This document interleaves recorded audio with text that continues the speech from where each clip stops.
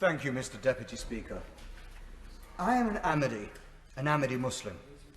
Ahmadis are a peace-loving community whose motto is love for all, hatred for none. At the core of Islam is a belief that the only true way to serve the Lord is to serve and love his creation. It is for this reason that Ahmadis devote themselves to serving the cause of justice and humanity everywhere. Sadly, however, the Ahmadiyya Muslim community is an object of hate and suffers vicious persecution around the world. The epicenter of this hatred is Pakistan. I will give way. Can I thank the honourable member? In light of what he just said, is he aware that only yesterday another Ahmadi was murdered in Lahore in Pakistan, Dr. Tahir Ahmed, by a teenager? Does he regard it as frightening that the most radicalised and anti-Ahmadi of the community in Pakistan tends to be the young? I thank the honourable lady, the member for Mitcham and Morden. The tragic news of Dr. Tahir and his murder was on Friday evening, and a gunman came to their home and shot at him and his family. He sadly died immediately. His father, I understand, is still in a critical condition, fighting for his life. Other members of the family sustained gunshot injuries, and I understand they are believed to be making it through. But this is simply a sad testament to the environment of hate and intolerance that is being preached in Pakistan. And this is what I was saying, that the Ahmadiyya Muslim community is an object of hate and suffers vicious persecution around the world. But the epicenter of this hatred is Pakistan, where Ahmadis are the only religious community to be targeted by the state on the basis of their faith. Maybe in a moment or two, I'll just take a little progress, if I may. In 1974, the government of Pakistan kowtowed to the extremist hate mongers that characterize a perverted form of Islam we now sadly see in so many corners of the world, when Prime Minister Zulfikar Ali Bhutto shamefully amended the Pakistan Constitution to declare Ahmadis non-Muslims. It is a tragic irony that many of the preachers of prejudice from Jamaat-e-Islami are the political heirs of the exact same people who fought tooth and nail against the great Jinnah in his struggle to establish the state of Pakistan, wherein all Muslims, Christians, Hindus, Sikhs, Jews and others were promised the right to freedom. Since then, increasingly more draconian measures have been inflicted upon the Ahmadiyya community, including the promulgation of Ordinance 20 in 1984, under the brutal dictator, General Zia. Under that ordinance, it is punishable with a 3-year imprisonment and an unlimited fine and even the death penalty for Ahmadis to simply call themselves Muslim or to call their mosques a mosque. As a consequence, Hazrat Mirza Tahir Ahmad, the 4th Caliph, was forced to leave Pakistan. Today, Ordinance 20 is used to persecute minorities in Pakistan, including Christians and Hindus. Pakistan suffers the great ignominy of having codified and granted religious discrimination and persecution constitutional legitimacy. The honourable member is making an excellent speech and in fact touching on the nub of my intervention, which is, does he not agree that the real tragedy in Pakistan is that it's the very constitution and laws of Pakistan, particularly the blasphemy laws, which are so often the basis for persecution of the Ahmadis and indeed other religious minorities, when in any country these should be the cornerstone of protection of such fundamental rights, such as freedom of religion and belief. I thank my honourable friend from Congleton, and I entirely agree with her and her points. Incredibly well made. The thing is, and the great tragedy is, Pakistan was set up initially with a beautiful vision of a country that celebrated diversity and pluralism. Jinnah and the architects of Pakistan saw difference as the gold and silver threads that would weave into the tapestry of the state and make it stronger, not weaker. And Jinnah's lieutenant was Sir Chowdhury Muhammad Zafrullah Khan, with whom I grew up and had a very close relationship. He has been declared a non-Muslim. He was Pakistan's first foreign minister, the President of the United Nations General Assembly, and the President of the International Court of Justice. It was built by great jurists who were great lovers of freedom and justice. And it's been utterly, that legacy has been shamefully discarded.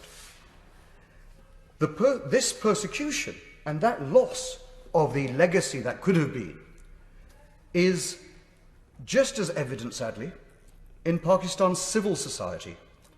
Ahmadis are openly declared wajib al-qatl, which means deserving to be killed, in the Pakistani media and by religious and political leaders. The recent successive murders of 4 Ahmadis in Peshawar is the evil evidence of just how impossible it is for Ahmadis to simply live and worship as they please. Those murdered include Mr. Miraj Ahmad on the 13th of August, Mr. Tahir Ahmad Naseem on the 29th of July, Professor Naeemuddin Khattak on the 5th of October, and Mr. Mahbub Ahmad Khan on the 8th of November. All 4 of these men were murdered in the same city on account of their belief. And as my honourable friend, the member for Mitchell and Morden, mentioned, last Friday, 31-year-old Dr. Tahir Mahmood was murdered at his home when a gunman shot him and his family. Horrifyingly, still, the vile abuse and persecution suffered by the Ahmadiyya Jamaat is not confined to just those alive. Some 39 Ahmadi bodies have been disinterred from what should have been their final resting place, and 70 Ahmadi Muslims have been denied burial in communal cemeteries. This year, in July, dozens of Ahmadi graves were desecrated and their gravestones destroyed by Pakistani state law enforcement officials in Gujranwala district. Heartbreakingly, members of the Ahmadiyya community are spared no respite from persecution, either in life or death. How is it possible that these atrocities occur in a country whose leaders answer when questioned that their constitution provides its citizens with the right to freedom of religion and belief? I shall. I thank my honourable friend for giving way, and I commend him for bringing forward this adjournment debate. He's making a powerful speech. I find it quite shocking, I mean, the deaths, the murders that he's been describing, but the fact that the Ahmadi people are denied the fact that they can describe themselves as Muslim, that they cannot describe their place of worship as a mosque, and that they should be denied the vote. Does he agree with me that this is quite shocking suppression and persecution of a people? The right of people everywhere to live, work and worship as they choose is the most fundamental and universal right that we have. And it makes no sense, neither to an individual or to a state, to inhibit or stamp upon or impede those rights, because the very blossom and flower of the state and of the children of the state is trampled upon. So it's not a matter for us in this venerable place to think of why would they do such a thing, because it is of no purpose, it is of no sense, it is senseless and deeply upsetting because of that. Freedom, as you mentioned, as the honourable gentleman has mentioned, of religious belief and other values that we in the United Kingdom hold dearly, such as tolerance and celebration of pluralism, are not just ideals to be debated in this House, discussed in lecture halls or written about by academics. They have, as we've discussed, very real consequences to the lives of people everywhere. My own family understands this only too well. I could place on record the numerous attacks against my immediate family, my larger family, and myself. For example, my cousin, my first cousin's husband, Syrian husband, Dr. Musallam al-Drubi. He left Damascus and was worshipping at an Ahmadi mosque in Lahore in May 2010, when gunmen stormed in and massacred 87 supplicants around him, and they left him and over another 120 worshippers with grave injuries, all on account of their belief, their crime to worship as Muslims.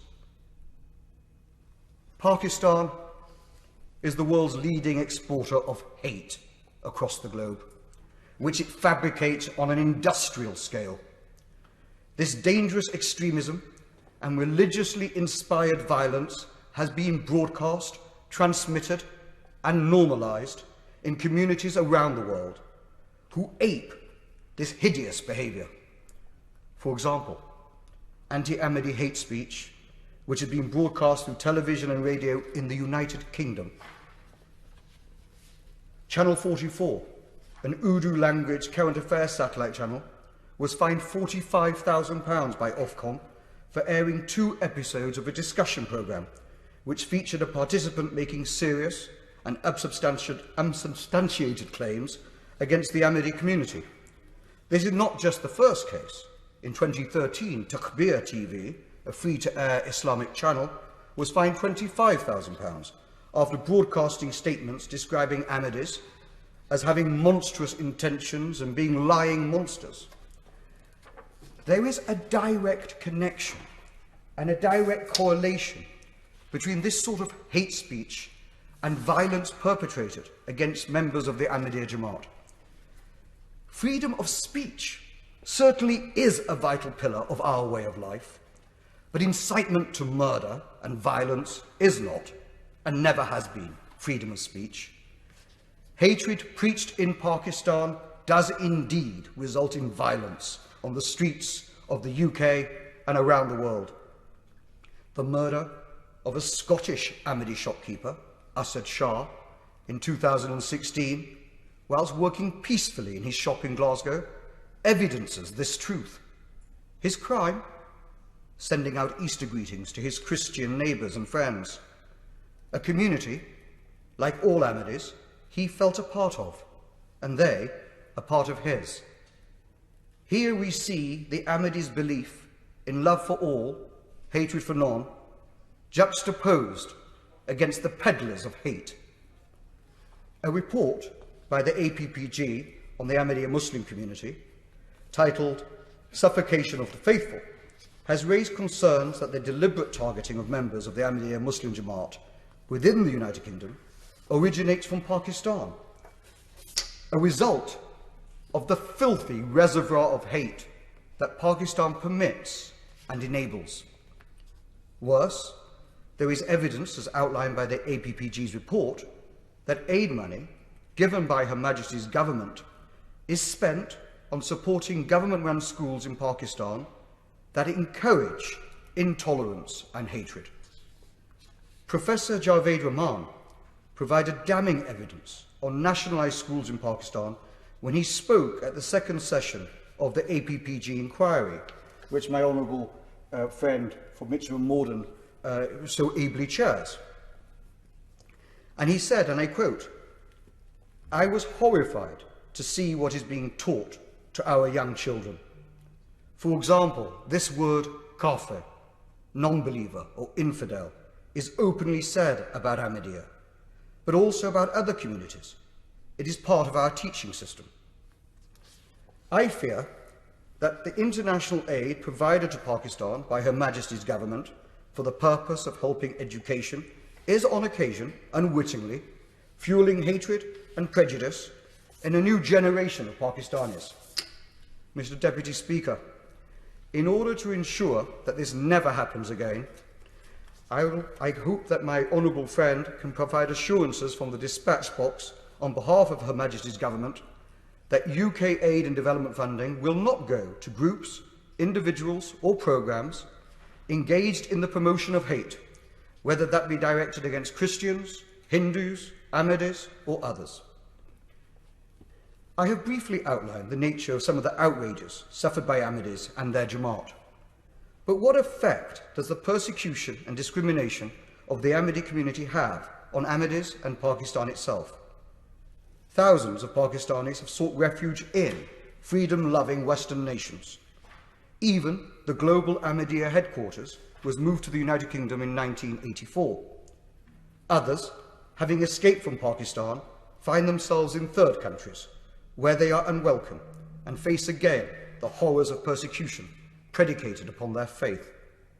I urge Her Majesty's government to employ its influence and create a coalition of our friends and allies to pressure the government of Pakistan to reverse the abhorrent constitutional vandalism that has been engineered with regards to the freedom of religious belief, and release all Pakistani citizens from the bondage of zealous tyranny and the fear of persecution. I thank the Honourable Member for giving way and congratulating on bringing this very important issue into the public debate. But he mentioned about the large community that's established here. Can he also mention the huge contribution they make in the United Kingdom, particularly in charitable work and also in community work, playing a very valuable and active role, quite apart from their peaceful message, but really working hard in the community? I think it is well known that the Ahmadi community, wherever it stays and lives, whether they're persecuted or otherwise, if they were abused or celebrated, always become amongst the vanguard of the most loyal citizens, playing a full part in the role of that country that they call home. Will my honourable friend give way? I shall. I'm very grateful to my honourable friend for giving way. He's being very generous with his time.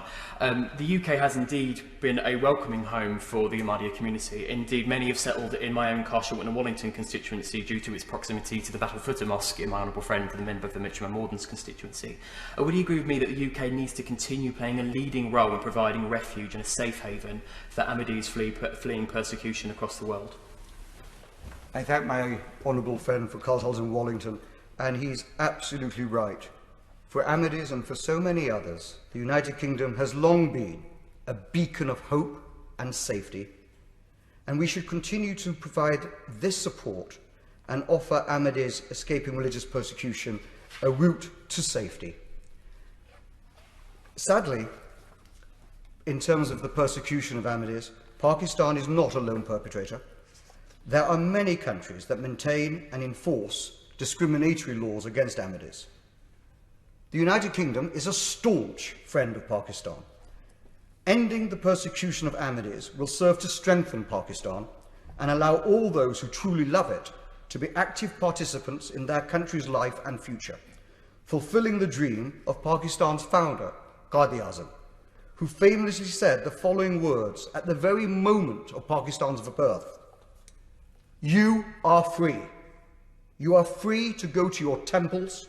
You are free to go to your mosques or to any other place of worship in this state of Pakistan." Mr. Deputy Speaker, as my honourable friend, the Minister, is aware, there are a number of powerful tools at our disposal that I urge him to employ to serve all the citizens of Pakistan, irrespective of their belief. The establishment of a structured engagement at a senior level by the Foreign Office with Pakistan on the persecution and discrimination facing the Ahmadi Jamaat being the first. Secondly, employing Magnitsky-style sanctions established earlier in the year against preachers, politicians, and others who incite and orchestrate violence and hatred against minorities, and to refuse their entry into our country. Thirdly, establishing a criteria when it comes to the protection and freedoms of all to live, work and worship as they choose in Pakistan, should be tied to any future trade Pakistan seeks with the United Kingdom. I will be listening intently, Mr. Deputy Speaker, to my honourable friend's response as to whether Her Majesty's Government is willing to consider employing such measures in the name of universal freedom and justice for all. In helping Pakistan right the wrongs of persecution against Ahmadis, minorities such as Christians and Hindus, who also suffer great persecution and wrongs against them, will be protected. If we are to realise the vision of global Britain, we must be the ones to lead in defence of those innocents persecuted wherever they may dwell, and champion and encourage others to follow suit. Yeah. Minister. Thank you, Mr. Deputy Speaker.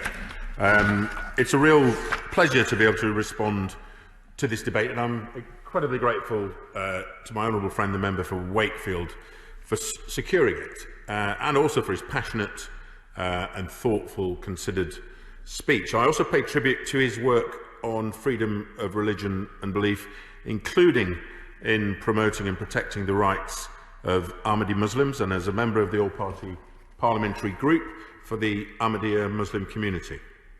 I'm also grateful for the contributions, the interventions of other honourable members. And I would like to take this opportunity to thank the APPG for the Ahmadiyya Muslim community for their recent report. On the 21st of July, Mr. Deputy Speaker, my ministerial colleague, Lord Ahmad of Wimbledon, who is Minister for South Asia, spoke at the launch event for the report and expressed the UK government's deep concerns about discrimination and violence against the Ahmadiyya Muslim community, including in Pakistan. Today, we've heard of the appalling discrimination suffered by Ahmadi Muslims in many countries. Honourable members have raised Pakistan in particular, and as we've also heard, the UK is not immune from such religious intolerance, in particular the horrendous case of the gentleman in Glasgow. That's why this government works tirelessly to promote and defend the rights of people of all faiths and none around the world.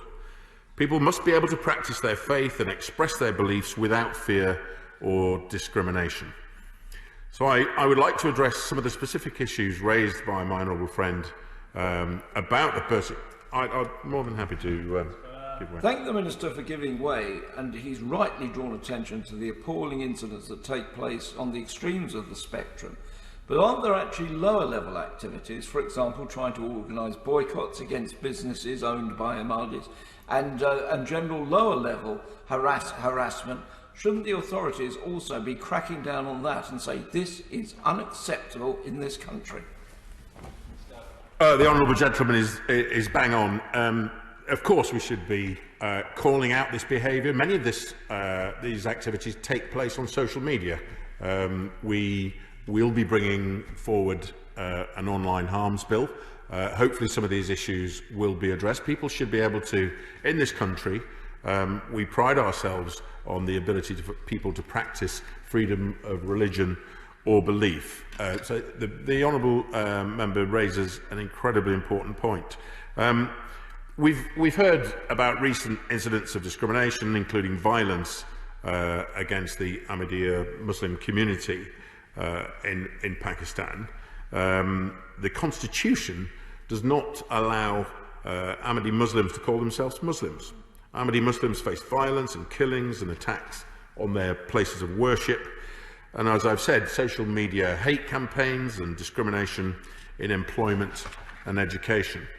There have been recent horrifying examples of this discrimination. Lord Ahmad publicly condemned the murder of Mr. Mahbub Ahmad Khan in Peshawar in November. Everything points, Mr. Deputy Speaker, to Mr. Khan being murdered for his faith as an Ahmadi Muslim. And indeed, we've heard from the Honourable Member for Mitcham and Morden of the tragic killing of an Ahmadi Muslim, Dr. Tahir Ahmad, in Narkana Sahib in Pakistan during Friday prayers last week. I extend my personal condolences to the family of Mr. Khan and Dr. Ahmad and members of the Ahmadi Muslim community. These aren't isolated incidents, however. There have been other abhorrent murders, as we've heard in Pakistan, of Ahmadi Muslims and other apparently religiously motivated killings. We condemn all these murders in the strongest possible terms. My noble friend and ministerial colleague, Lord Ahmad also raised the UK government's concern about these murders with Pakistan's Human Rights Minister, Dr. Shireen Mazari, as recent as the 16th of November. We've pressed for full and transparent investigations into these killings that result in the identification and prosecution of those responsible. Of course. Thank the Minister for giving way. I'm interested by these points, and particularly the Minister was saying that the government is working tirelessly, and I appreciate that. I welcome that, like everyone else. But given the fact that the Prime Minister of Pakistan was formerly of this country, he lived here for many years, do we not have a special relationship with him? And is there some way of actually encouraging him, through that special relationship, good understanding, that we should be able to encourage some repeal of those laws so that the Ahmadi people can actually be reinstated as citizens and be able to practice their faith like any other in Pakistan?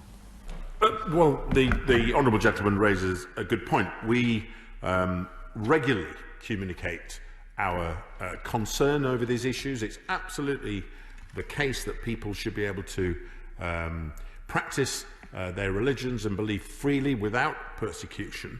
We regularly raise this with the Pakistan authorities. My right honourable friend, the Prime Minister, he knows the Ahmadi community well and has met His Holiness Mirza Masroor Ahmad, the spiritual head of the Ahmadiyya Muslim community. And the Prime Minister, was clear in this House on the 11th of November that we often raise our concerns frequently about freedom of religion or belief in relation to the Ahmadi Muslim community with the Pakistan government. I can also attest to my honourable friend's love for all, hatred for none maxim by which the Ahmadi community lives. In my own constituency in 2015, we had horrendous floods. The town of Tadcaster was, our bridge was destroyed and the town was separated. And many people came and supported that community. Not least members of the Ahmadi community who came from London. They came all the way up at their own expense, turned up and provided a fantastic resource for the community in bringing succour and support to families who'd been flooded. So I'm incredibly grateful to all the support that I think the Ahmadi youth movement provided to the people of my constituency, and I was more than happy to go and visit them at their mosque in South London shortly afterwards. Earlier this month, Mr. Deputy Speaker, British High Commission Islamabad officials visited Rabwar in Punjab province to meet directly with representatives from the Ahmadiyya Muslim community. They were able to hear firsthand about the community's experiences and challenges, as well as the concerning rise of persecution and the tragic rise of killings of members of that community. We also provide support to civil society working on freedom of religion or belief issues in Pakistan. Our RWAS 2, Accountability, Inclusion and Reducing Modern Slavery programme, will spend £39.5 million over 5 years in the provinces of Punjab and Khyber Pakhtunkhwa. It's also worth pointing out, Mr. Deputy Speaker, that followers of other religions, including Christians and Shia Muslims, also suffer discrimination and violence in Pakistan. So let me also use this opportunity to underline the FCDO's due diligence in providing funding. I know my honourable friend raised this. We ensure that all organisations that receive funding have procedures in place to tackle any discrimination, including against religious minorities such as Ahmadi Muslims. We continue to urge the Pakistani government to guarantee the fundamental rights of all its citizens and strengthen the protection of minorities in accordance with international standards. And as part of this, we continue to raise our concerns around the implementation of blasphemy legislation and the misuse of anti-terror laws to discriminate. My honourable friend also raised the issue of trade. Rightly so. The EU's GSP Plus trade scheme, the Generalised Scheme of Preferences Plus tier, includes provisions which make preferential market access conditional on compliance with human and labour rights, environmental standards and good governance. So on the 1st of January 2021, the UK will introduce its own Generalised Scheme of Preferences. We're committed to securing Pakistani businesses' ability to trade freely with the UK through an independent unilateral preferences scheme. This will offer the same level of tariff-free access as the EU's Generalised Scheme of Preferences Plus. The UK Trade Preferences Scheme will replicate the EU conditions for the enhanced framework, similar to the EU's Generalised Scheme of Preferences Plus tier, of which Pakistan is a beneficiary. We work closely with the United Nations agencies and civil society organisations to ensure the immediate need of any displaced refugees, for example, are also met. We raise issues of Ahmadi Muslim persecution regularly with other governments, including Algeria and Thailand and Malaysia, and we engage with representatives in those countries too. My honourable friend raised sanctions, and I'd like to point to the global human rights sanctions regime that we have. It's a powerful tool to hold to account those involved in serious human rights violations and abuses. Notably, in the context of this debate, this could potentially include those who target individuals on the grounds of their religion or belief.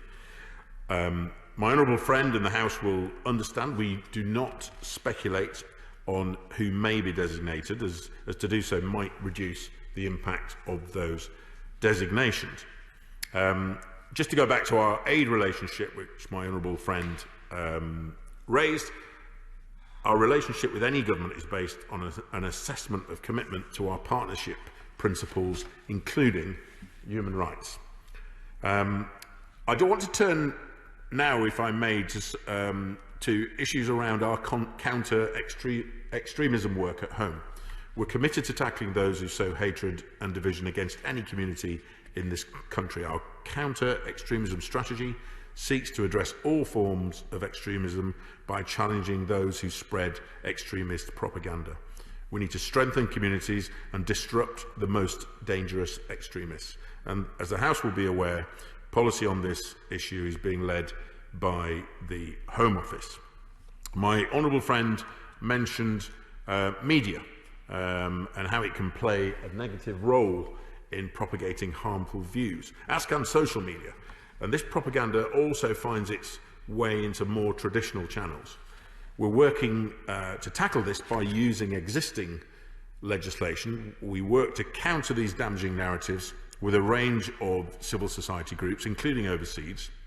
We're working with tech companies, law enforcement and our international partners to tackle the abhorrent exploitation of online platforms.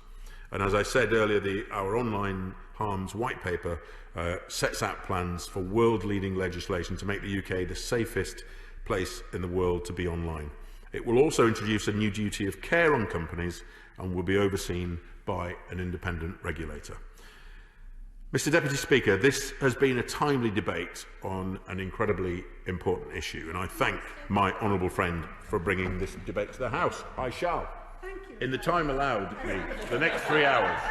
So I sense the Minister may be drawing to a close. And before he does, could I ask whether officials are raising concerns about something which was touched on by an honourable member across the chamber, and that's the fact that Ahmadis don't have an equal right to vote in Pakistan, or indeed to stand in elections as candidates, and that there is a separate electoral list kept of Ahmadis, which can be, unfortunately, used as a source of intimidation or harassment.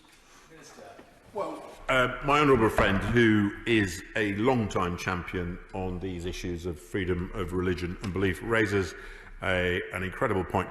And it's also the case that we see this issue in other parts of the world as well. We see this with the Rohingya population in Myanmar. I struggle to see how any election could be called free and fair when large sections of society are denied the opportunity to participate. I certainly can. Just to follow on the point of my honourable friend for Congleton, the point I raised in regards to establishing a structured engagement at a senior level with Pakistan and Her Majesty's government, what consideration will be given to that? Because I can imagine it may not be particularly popular with our High Commission in Islamabad, but it may actually produce some good outcomes, and can, issue by issue, discuss and find some common ground in a structured way. Will the Minister undertake to give it a thorough consideration? I can assure my honourable friend, and in thanking him for bringing this debate this evening, we will continue, obviously, to stand up for the rights of all religious communities, including the Ahmadiyya Muslim community around the world. We'll protect our communities here in the UK from hatred and discrimination. I know my colleague, the Minister, Lord Ahmad, in the other place, who indeed, I understand, is also an Ahmadiyya Muslim, continues to raise this issue at the highest level within Pakistan government officials. Mr. Deputy Speaker, it is without question that this government will continue to defend the right to freedom of religion and belief for everyone, everywhere.